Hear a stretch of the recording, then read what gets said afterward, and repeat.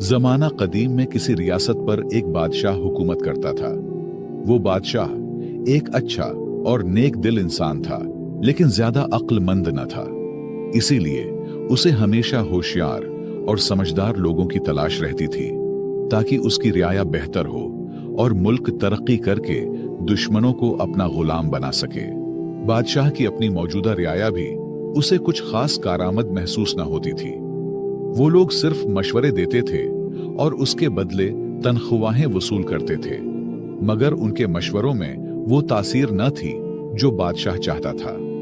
ये सोच अक्सर उसे बेचैन रखती। एक दिन बादशाह ने इसी उलझन से निजात के लिए अपने दरबारियों के साथ जंगल की सैर का इरादा किया। शायद कुदरत ही उसे किसी जवाब तक ले जाए। बादशाह जंगल पहुंचे और खूब सैर व तफरीह के बाद वापसी का सफर शुरू किया तो रास्ते में उनकी नजर एक अजीब मंजर पर पड़ी। एक शख्स एक बड़े दरख्त के नीचे बैठा हुआ था और वो खुद से बातें कर रहा था, जो दूर से पागल और अजीब सा लग रहा था। ये देखकर बादशाह रुक गए। उनके दिल में ख्याल आया कि या तो ये शख्स पागल है या फिर गैर मामूली जहानत का मालिक, जो अपनी ही दुनिया में गुम रहता है। तजस्सुस के मारे बादशाह अपने दरबारियों समेत उस शख्स के करीब जा पहुंचे और उससे गुफ्तगू शुरू कर दी। वो शख्स बज़ाहिर आधा पागल लगता था, लेकिन उसकी बातों में एक अजीब कशिश थी। बादशाह ने नरमी से सवाल किया, ऐ नौजवान, क्या तुम पागल हो जो खुद से बातें कर रहे हो? ये पागल बादशाह की पूरी सल्तनत बचाएगी, इस बात का किसी को गुमान तक नहीं था। लिहाजा पागल शख्स ने मुस्कुराकर जवाब दिया, पागल तुम हो और तुम्हारा सारा रियाया। मैं तो बिल्कुल ठीक हूं। मैं तो सिर्फ ये चाहता हूं कि इस जंगल को काटकर यहां शानदार महल्लात तामीर किए जाएं और उन महल्लात का बादशाह मैं खुद बनूं। उसकी बात में अजीब एतमाद और बेबाकी थी, जो किसी आम पागल के बस की बात न लगती थी। बादशाह और दरबारी उसके जवाब पर हैरान रह गए, क्योंकि ऐसे जुमले या तो किसी दीवाने के होते हैं या फिर किसी ऐसे शख्स के जो दलेर और गैर मामूली जहानत का मालिक हो। बादशाह कुछ देर तक खामोशी से उसे देखता रहा, फिर दरबारियों से उस शख्स के बारे में मशवरा किया तो उनके अंदर छिपे लालच ने फौरन सर उठा लिया। वो आपस में चुपके चुपके बातें करने लगे। किसी के दिल में यह खदशा था कि अगर ये शख्स बादशाह का मुशीर खास बन गया तो हम उसके ताबे बन जाएंगे और हमारी अहमियत भी कम हो जाएगी। धीमे से एक दरबारी ने कहा, यह खतरा है, कहीं ऐसा ना हो कि ये हम सब पर हावी हो जाए। दूसरे ने जल्दी से बोला, नहीं, ये तो आधे से ज्यादा पागल है। होशियारी की तो इससे बिल्कुल उम्मीद न रखनी चाहिए। लिहाजा बादशाह को कहे कि उसे अपने साथ ले जाए। दरबारियों का मानना था कि यह शख्स हमारा क्या बिगाड़ लेगा, लेकिन खुदा को कुछ और ही मंजूर था। बिलाखिर दरबारियों ने बादशाह को यह मशवरा दिया कि उसे महल ले जाया जाए। अगर बहादुर निकला तो काम आएगा, और अगर वाकई पागल हुआ तो उसे बाद में छोड़ देंगे। बादशाह ने दरबारियों की राय पर अमल करते हुए बिस्मिल्लाह कहा और कुछ दबाव डालकर उस शख्स को अपने साथ चलने पर आमादा कर लिया। मगर रास्ते में अचानक उस शख्स ने घोड़े को दूसरी सिम्मत मोड़ दिया और कोशिश की कि भाग जाए। बादशाह और उसके दरबारी फौरन उसके पीछे लगा दिए। ताक़ब करते हुए वो उसे दोबारा काबू में ले आए और उसी रास्ते से महल की जानिब रवाना हो गए। जैसे ही वो महल पहुंचे तो हैरत अंगेज तौर पर वहां लोगों की भीड़ जमा थी। सब खुशी से नारे लगा रहे थे और बादशाह को मुबारकबाद दे रहे थे। बादशाह और उसके दरबारी ये देखकर हैरान रह गए और पूछा, ये किस बात की मुबारकबाद है? लोगों ने बताया, बादशाह सलामत, जिस रास्ते से आप सैर के लिए गए थे वहां दुश्मन की भारी फौज घात में बैठी थी, जबरदस्त असलहे के साथ। हमें तो यकीन हो गया था कि आप कभी वापस नहीं आएंगे। ये सुनकर सबकी आंखों में हैरत, शुक्र और फिक्र की मिली जुली कैफियत नुमाया थी। लोगों ने फिर खुशी से कहा, बादशाह सलामत, आप तो बहुत होशियार निकले, आपने रास्ता बदल लिया। बादशाह ने खामोशी से उस पागल शख्स की तरफ देखा और दिल में सोचा कि यह शख्स वाकई मामूली नहीं, कुछ खास है। फिर उसने दरबारियों की तरफ मुतवज्जे होकर हुक्म दिया, जल्दी करो, इस शख्स के लिए एक बेहतरीन कुर्सी तैयार करो, आज से ये मेरे साथ रहेगा। दरबारी, जो पहले ही दिल में डरे हुए थे, फौरन बोल पड़े, बादशाह सलामत, ये शख्स तो पागल है, ऐसा ना हो कि आपको नुकसान पहुंचा दे। आपके साथ तो हम जैसे अक्लमंद लोगों को होना चाहिए। मगर बादशाह ने उनकी बात को रद्द करते हुए संजीदगी से कहा, नहीं, ये शख्स तुम सबसे ज्यादा ज़हीन है। चुपचाप होकर हमें खतरनाक दुश्मन से बचाया। ये होता है ज्यादा ज़हीन लोगों की निशानी। अगर ये ना होता तो तुम में से किसी को खबर भी ना होती कि रास्ते में दुश्मन घात लगाए बैठा है। हमारी सलामती इसी की होशियारी की बदौलत है। ये सुनकर पागल मुस्कुराया और फख्र से बादशाह के पहलू में रखी कुर्सी पर बैठ गया। मगर इस लम्हे से महल में एक नया तनाजा जन्म लेने लगा। दरबारी, जो सदियों से नस्ल दर नस्ल उन कुर्सियों पर बैठते आए थे, किसी सूरत ये गवारा न कर सके कि एक अजनबी, और वो भी पागल कहलाने वाला, उनके बराबर आ बैठे।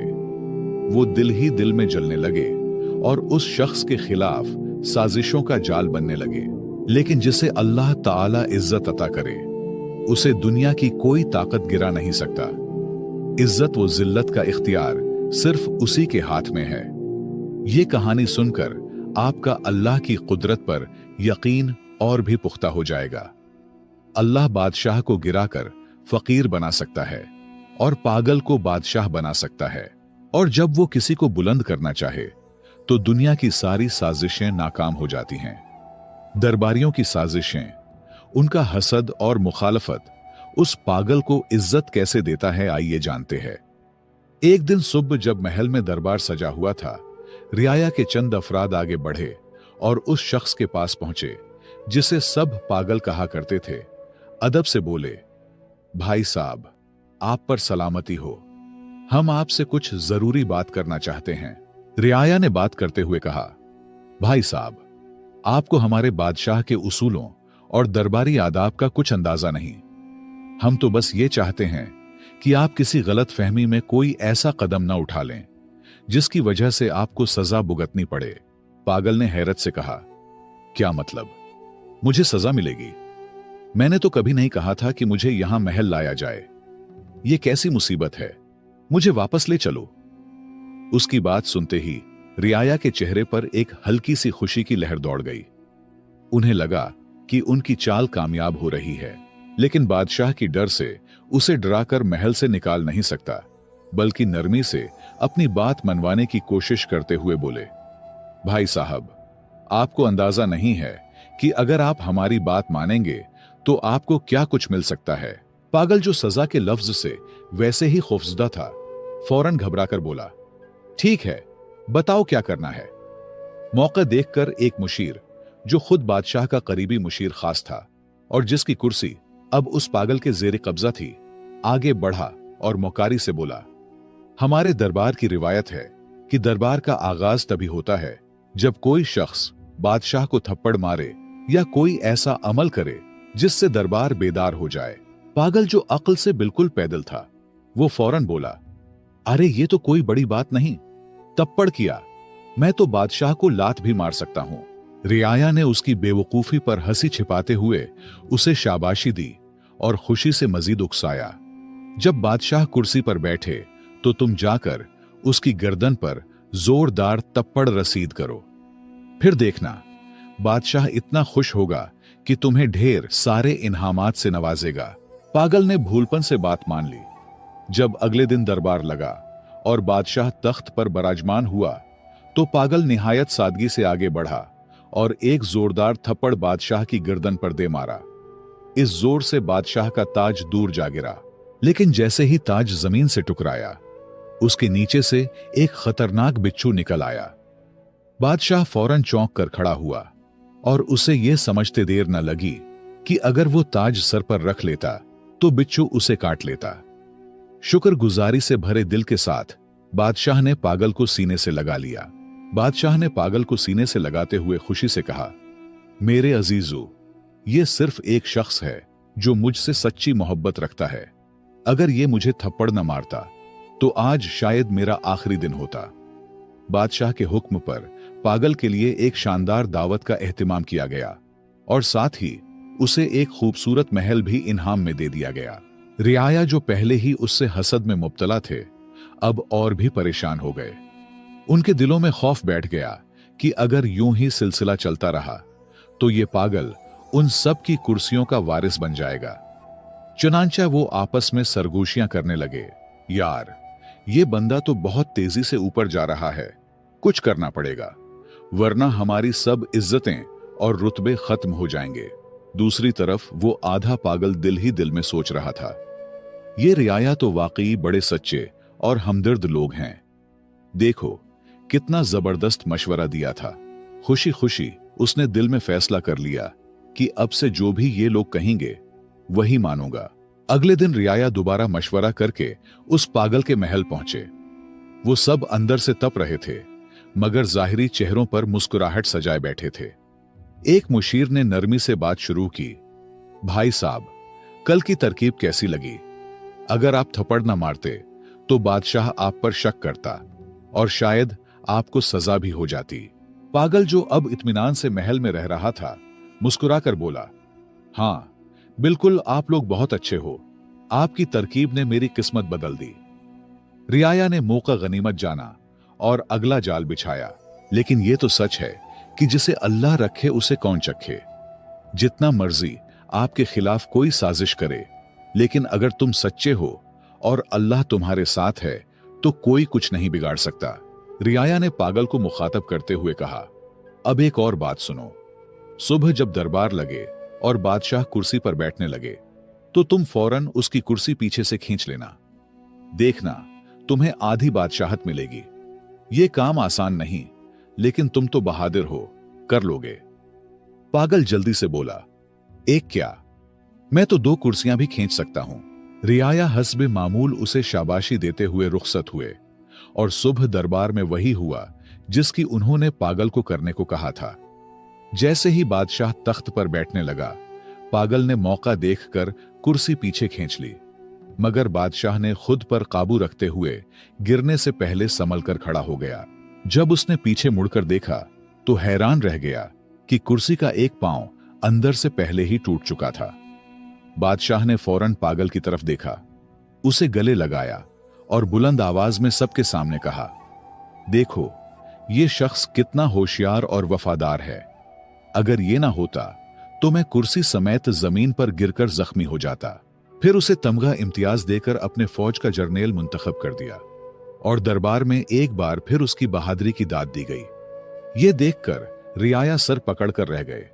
वो जो हर बार उसे गिराने आते, उसी की इज्जत में इजाफा होता रहा।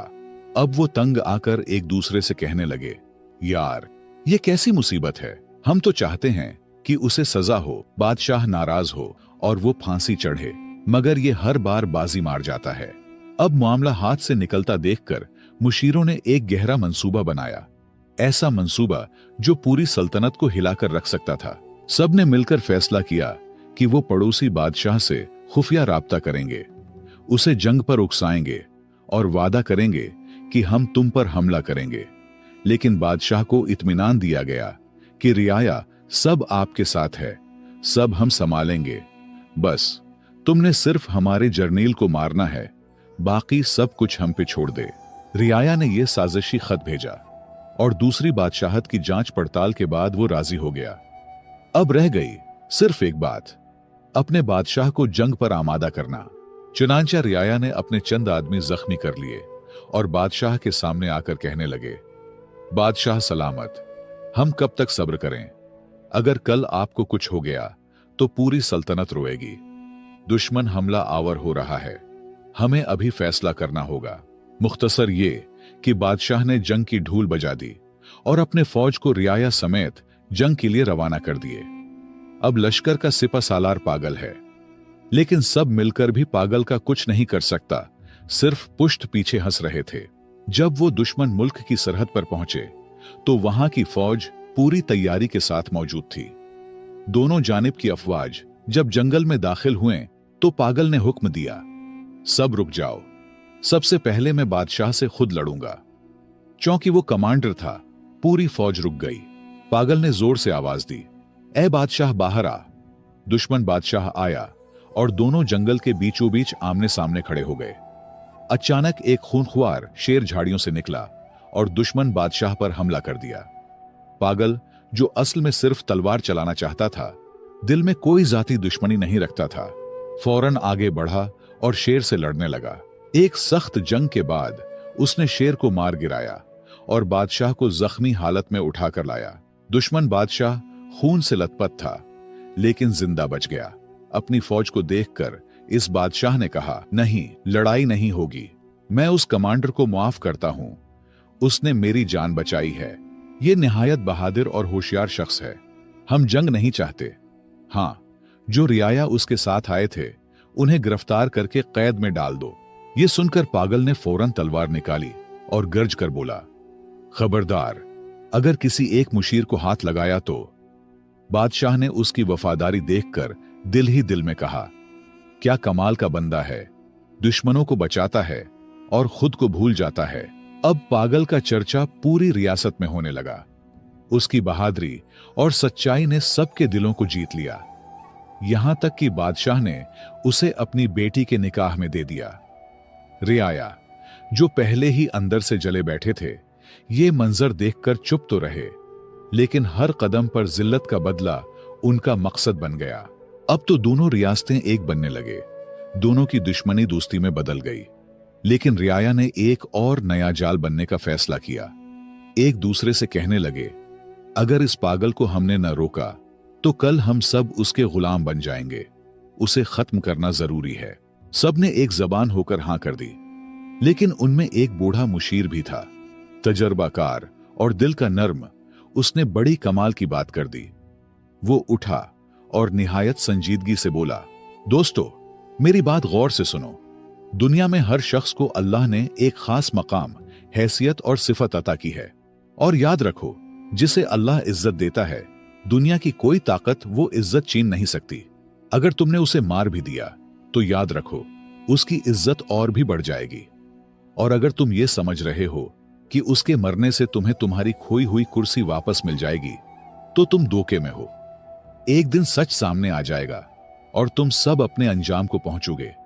लिहाजा अल्लाह की रजा पर रजा हो जाओ, इसी में हमारे लिए बेहतरी है।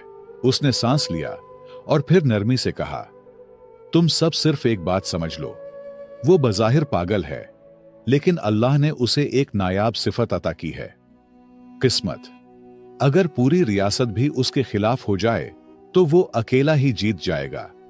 लिहाजा उससे उलझने के बजाय खुद सच्चाई इख्तियार करो। सारे रियाया ने अपने हसद पर तौबा किया और कुछ वक्त बाद पागल वफात हुआ और रियाया फिर से अपने रुतबों पर फायज हुए। तो दोस्तों, ये कहानी बज़ाहिर एक फनी कहानी लगती है, लेकिन इसमें एक हकीकी सच छुपा है जैसे हमें तस्लीम करना होगा, और वो है सच्चाई, किस्मत और अल्लाह का करम। हमें भी कभी किसी से हसद नहीं करना चाहिए, क्योंकि अगर कोई किसी ओहदे या रुतबे पर फायज है और कामयाब हुआ है तो वो उनकी मेहनत का सिला हो सकता है, उसकी अच्छी किस्मत हो सकती है, या उसमें ऐसे सिफात हो सकते हैं जिसकी वजह से अल्लाह ने उसे वो इज्जत दी है। कोशिश करे वो सिफात अपनाए, मेहनत करे, सच्चाई इख्तियार करे, शायद वही इज्जत तुम्हें भी मिले। लेकिन हसद न करे। तारीख इस बात का गवाह है, मुनाफिक लोग और हसद करने वाले कभी कामयाब नहीं होते। हमेशा मैदान सच्चे लोगों का ही होता है। मुझे उम्मीद है आपने इस कहानी से बहुत कुछ सीखा होगा। हमारे चैनल पर बेहतरीन और सबक आमूज कहानियां मौजूद है। अगर आपको पसंद है